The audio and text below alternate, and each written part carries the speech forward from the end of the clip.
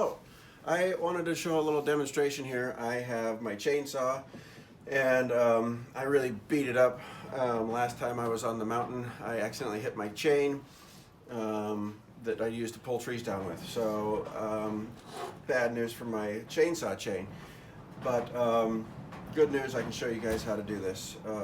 And I have some tools here. This is my guide. I use this guide. This is from Oregon brand, and it holds my my chain sharpener. And we got angles on here, so you can set it and you can dial it in really nicely. And I actually find that it's actually quite quick for me, and that way I get a pretty accurate sharp on my teeth of my chain here. So, and then you can flip it around and do obviously both sides. So I was going to zoom in here.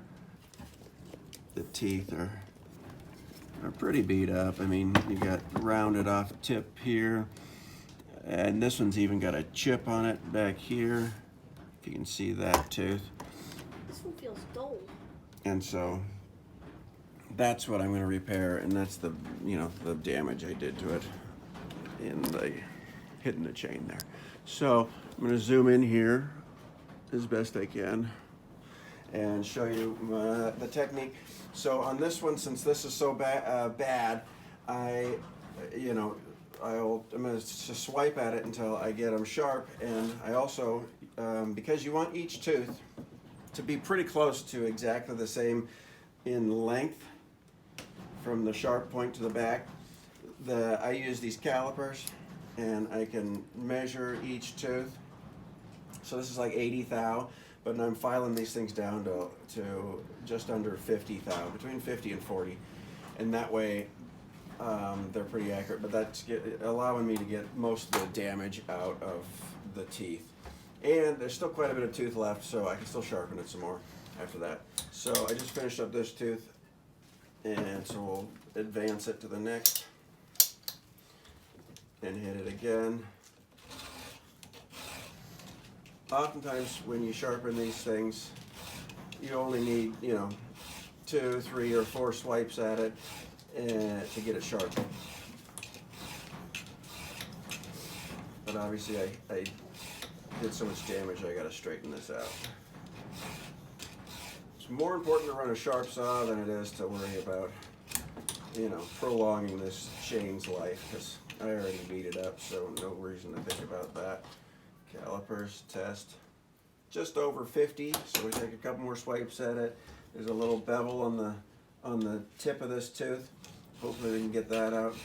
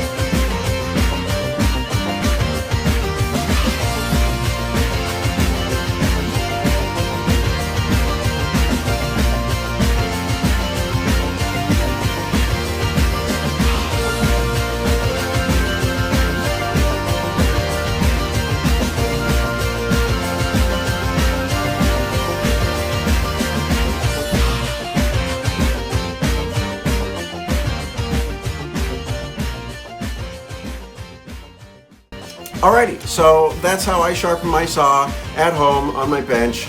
And I do that before I go out the day before, because as you can tell, it's slightly time consuming to do it, where I measure it with the calipers and everything.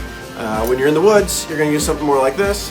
Freestyle it. I use these for years, but I get an more accurate deal, sharpen on those. Or you can use this. This is slightly more accurate when you're using it in the woods, and it's got degrees on it so that you can be as accurate as you can in the woods.